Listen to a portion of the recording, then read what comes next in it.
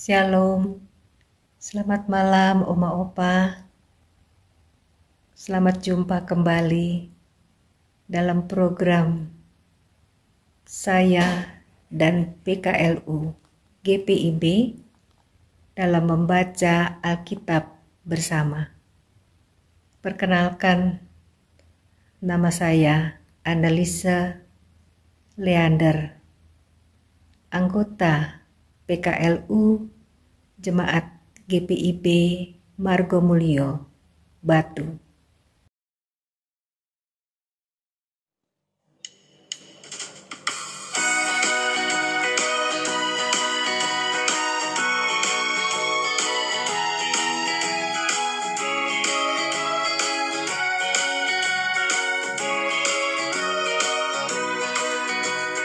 Kalau badai topan dan gelombang menderu, hidupku bergoncang galau hatimu. Kalau tak berdaya terus bertahan, hai teman. Awal susah payah, akhirnya senang. Meski ombak dan gelombang terus menghantam hidupmu, payung saja, jangan bimbang, pastikan senang hidupmu. Sebelum kita membaca Alkitab, mari Oma Opa, kita bersatu di dalam doa. Bapa kami yang ada di dalam kerajaan surga, kami mengucap syukur dan berterima kasih. Masih ada kesempatan pada malam hari ini, sebelum kami beristirahat, ada firman Tuhan yang kami boleh baca dan renungkan bersama. Oleh sebab itu, kami mohon Roh Kudus menolong kami, agar supaya kami mengerti akan kebenaran firman-Mu, akan rahasia kerajaan Allah. Melaluinya, kami boleh mengenal Tuhan lebih dekat.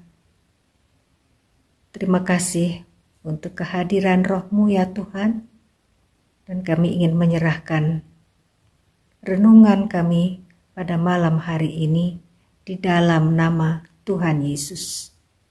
Amin. Pembacaan Alkitab terambil dari Nehemia pasal yang ke-6 ayat 15 hingga ayat yang ke-19 yang menyatakan, maka selesailah tembok itu pada tanggal 25 bulan Elul, dalam waktu 52 hari. Ketika semua musuh kami mendengar hal itu, takutlah semua bangsa sekeliling kami. Mereka sangat kehilangan muka dan menjadi sadar bahwa pekerjaan itu dilaksanakan dengan bantuan Allah kami. Pada masa itu pula, para pemuka Yehuda mengirim banyak surat kepada Tobia, dan sebaliknya mereka menerima surat-surat daripadanya. Karena banyak orang di Yehuda mempunyai ikatan sumpah dengan dia, sebab ia adalah menantu sekanya bin Arah, sedang Yohanan anaknya mengambil anak Mesulam bin Berekia sebagai istri. Juga mereka sebut-sebut segala kebaikan Tobia di mukaku, dan segala perkataanku terus dibeberkan kepadanya. Pula Tobia mengirim surat-surat untuk menakut-nakutkan aku. Demikian pembacaan Alkitab. Renungan malam hari ini terambil dari Sabda Bina Umat dengan diberi judul Pribadi yang Berintegritas. Dengan penekanan ayat yang ke-16 demikian. Ketika semua musuh mendengar hal itu, semua bangsa sekeliling kami menjadi takut.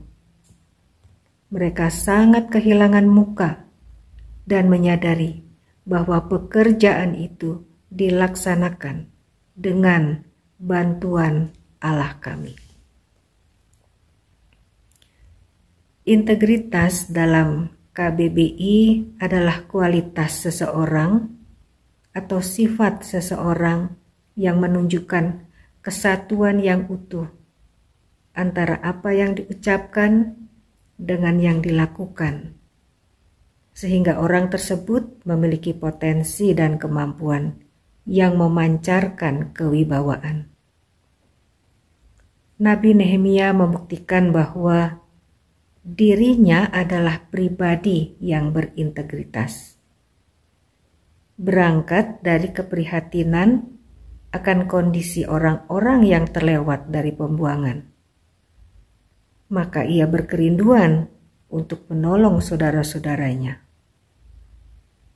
Apa yang menjadi kerinduannya ini kemudian direncanakan dan dilakukan. Hingga pada akhirnya Nabi Nehemia bisa menyelesaikan pembangunan tembok Yerusalem. Situasi awal sebagai bangsa yang penuh dengan kesukaran dan keadaan hingga kini menjadi bangsa yang ditakuti dan disegani. Proses yang ada bukanlah proses yang mudah, mulai dari persiapan hingga perencanaan. Banyak tantangan, baik secara internal maupun eksternal. Namun, Nabi Nehemia tidak gentar dan tidak takut. Termasuk yang harus dihadapi adalah Tobia, orang yang mempunyai pengaruh pada saat itu, yang menakut-nakuti dengan kekuasaannya. Tapi Nabi Nehemia memiliki keyakinan pada pertolongan Tuhan. Hingga pada akhirnya tembok Yerusalem selesai dalam waktu 52 hari. Dengan selesainya tembok ini membuat para musuh menjadi takut dan kehilangan muka. Nabi Nehemia membuktikan bahwa apa yang menjadi keprihatinannya diwujudkan untuk memulihkan nama baik dirinya dan nama baik bangsanya. Sebagai pribadi-pribadi yang diberkati Tuhan, menjadi pengajaran bagi kita untuk juga dapat menjalankan panggilan dan pengutusan kita. Apa yang menjadi keprihatinan kita hendaknya dapat diwujudkan dalam tindakan, mulai dari perencanaan sampai dengan pelaksanaannya. Dalam kehidupan bermasyarakat, bergereja, dan berkeluarga, apapun yang kita pikirkan dan ucapkan seharusnya kita lakukan, sekalipun ada banyak tantangan yang menghadang. Kita percaya Allah lah yang akan menolong dan memberkati seluruh rencana dan kehidupan kita. Demikian renungan malam hari ini.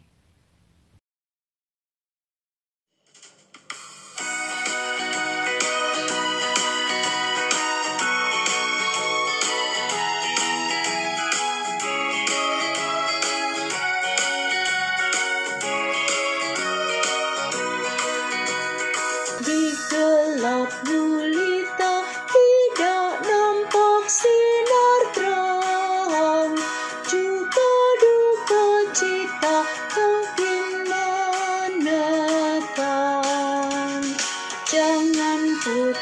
asa dayung makinlah kencang, nanti kau merasa suka dan senang. Meski ombak dan gelombang terus menghantam hidupku, dayung saja jangan bimbang, pastikan senang hidupmu.